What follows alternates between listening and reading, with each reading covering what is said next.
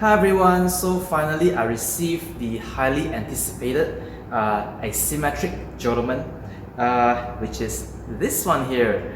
And where should I start? Maybe I'm gonna show you some difference first, and then some very quick result based on very quick testing. I haven't actually do a chrono test, though the speed right now is very satisfactory. Yeah, maybe let's go through some very simple things that we can compare. The length of the bow is actually pretty much the same, unchanged. Let me put them tip to tip. Okay, so the length remains the same at 46 inches, tip to tip strung, and the max draw length actually, I would say that they are pretty much not very much different. I would still call both of them to be 32 inch from back. However, if you want to go into details, there is actually a small tiny difference. The asymmetric seems to be able to do just a tiny little bit more, something like a quarter to half an inch more than the symmetric version. So it's more like 32.25 or 32.5 max draw length. But that small difference, you might as well just call it a 32 inch max draw. There is a difference though, just very tiny bit. And then in terms of smoothness of the bow, when you draw them, you do feel that there's a very tiny bit smoother on the asymmetric, which is why the max draw length increased. However, because the weighing scale that I use is analog and the precision is not that good, so when I use that measuring scale and I check both of the poundage, in terms of the PPI, both of them registered pretty much the same, because you have to remember that on the wings, on the bow scale, the analog scale, the precision is to like 0.5. So it's like example 30, 30.5, 31. I can't measure 30.3, 30.2. So as a result, when you do this kind of calculation, they both arrive at about the same PPI, 7.7. But if you have a more precise instrument, you probably can find a better precision, and there might be a difference, but not very big. Okay. Now the red one here is the asymmetric, and this is actually my own symmetric version. I picked two different colors so that you can recognize them as I move them around. Asymmetric, symmetric. Okay, let's see. If we, okay, like in what sense is it asymmetric? Okay, so let's put the handle together. If we were to put the handle together so that the handle matches, and let's put the strings such that they are parallel.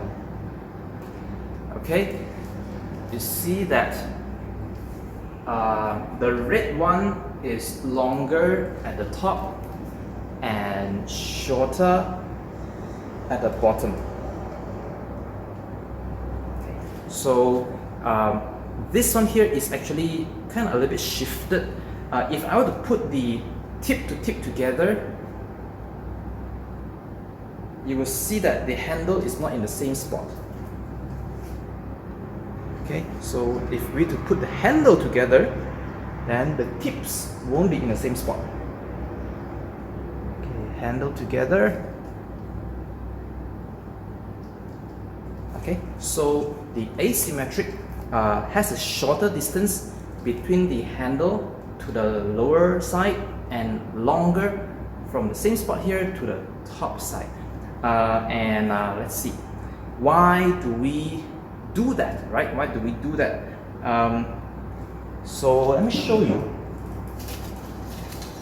On the symmetric, what I noticed is that normally on a larger bow, which is what I normally use, the difference between the top side and the bottom side is actually not that much. So if we hold here and the arrow above our hand, the length here versus the other side on a large bow actually is really not that much different. So normally you just adjust the tiller a little bit and the bow is going to be pretty much optimum. But because this bow is so short, just 46 inch tip to tip, the degree of asymmetry is quite severe. So right now, I'm going to hold, this is a symmetric bow. When I draw like this, I want to pay attention that the top side is quite short. Here is short, that side is long. Okay.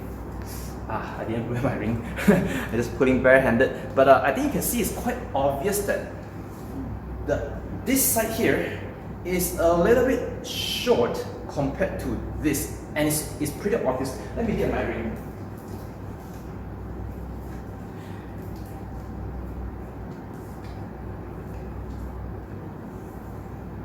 Okay, so I think it should be quite obvious that because of the short size and we are holding in the middle, this side here looks short compared to the other side.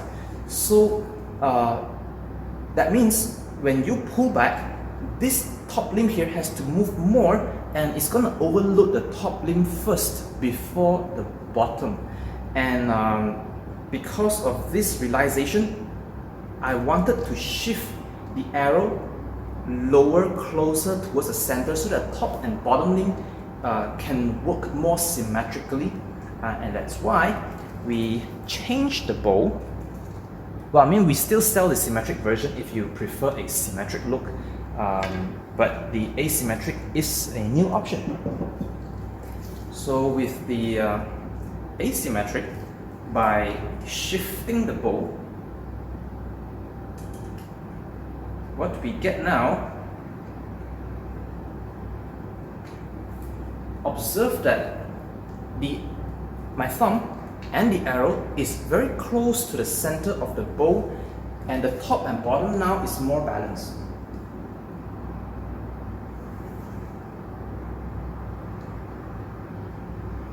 Okay, do you see that? Do you need me to demo again? Okay, it looks symmetric, right? The arrow is very close to the center. My thumb is pulling the dead center. Okay, and then now both sides of the limb can work symmetrically, and therefore I won't overload one side before the other. Both of them will come to its limit together, and that's why the max draw length can go a tiny bit further, just a tiny bit, a quarter of an inch to half an inch, just a tiny bit, which also makes the bow just a tiny bit smoother. But of course, that's not the point of doing the asymmetric. Asymmetric is really because I wanted to make the limbs work symmetrically so that when it propels the arrow, it is more efficient. And how do we judge that? Well, if it transfers more of the energy to the arrow, there's gonna be less residual energy in the bow, right? So we should actually see that hand shot and vibration be reduced. And I did shoot the bow. I might take some shots, but I can't convey hand shot and vibration to you other than just telling you. I mean, you can't see it. Like how do you see hand shot, right? So shoot same poundage with the other bow, same arrow.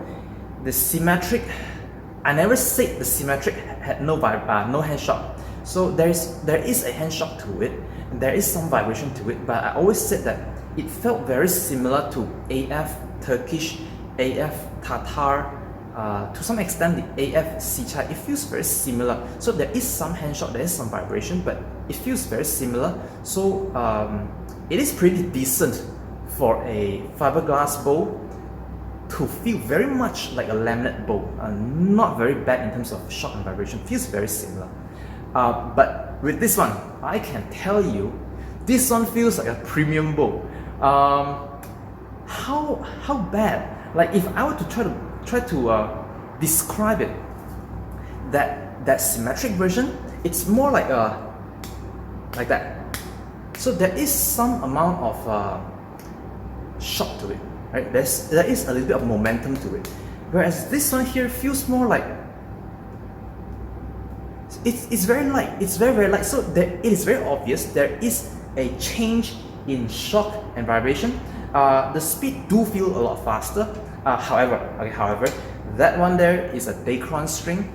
This one here is a fast flight string, so that does make some difference as well. Maybe the speed is because of the fast flight, but anyway, I would probably try to do some shots with the limited amount of battery I have left. Oh, one thing that I forgot is this hump right here. So I call it the palm support. It is not a default option. It is an extra option that you can choose to have it or not, because not everyone's gonna like it. Some people may not want it. But what does it do is that, have a look when I grip the bow. Okay, when I grip the bow, this part is being supported so that you do not wiggle the bow front and back, or that your hand go up or down. Okay, so it gives you a more consistent grip by supporting this side. But whether you like it or not, that's completely subjective. For me, I have to test that eventually, so that's why I have this option right now, which I'm testing. It doesn't bother me very much, but of course I do feel that something is pressing against this side here. Bows like the Warring States, the Mariner Warring States, actually do have very similar hump, but slightly lower than this one. This is just a tiny bit higher. I do like the one on the Warring States. This one is okay. It feels quite familiar. But of course, this is the first time I have it on a Jotoman, so might need some time to get used to it. In terms of shooting, I do notice that my arrow flew a little bit different. Maybe it's because of the extra speed from the fast flight. Maybe it's because the bow is more efficient and transferring more energy to the arrow. So I haven't really mastered the bow. Okay, I haven't mastered the bow. The few shots I had earlier, it tends to go to my left side. I'm not sure what's going on, but anyway, I want to shoot it and just to show you how the bow shoots.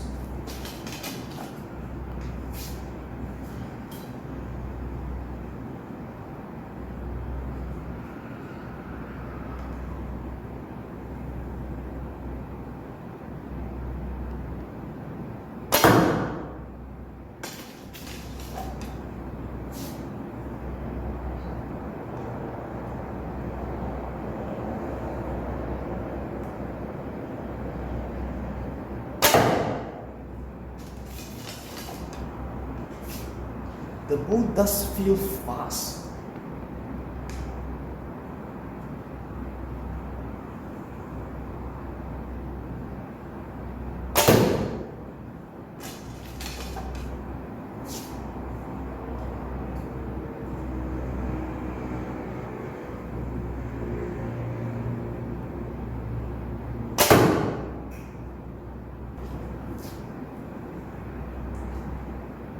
Oh, right, I forgot about the hand shot thing. Yeah, the hand shot is so low, I totally forgot about the hand shot.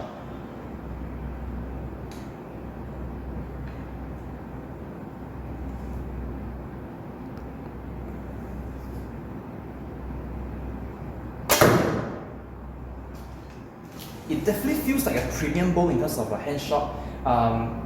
Does it have, I'm not going to say none, because every bow has some amount, but it feels like just a boop. So it's actually very tame. It's very, very tame.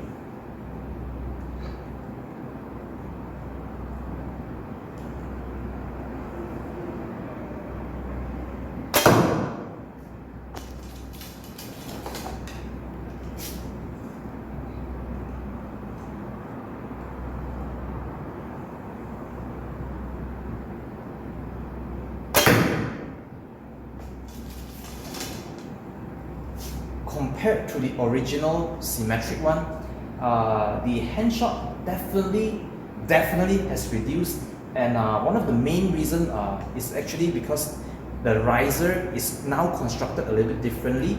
It is a lot more weight in the handle to dampen the shock, and also of course the asymmetric shape is to make it a little bit more efficient, and we also have fast flight to improve efficiency.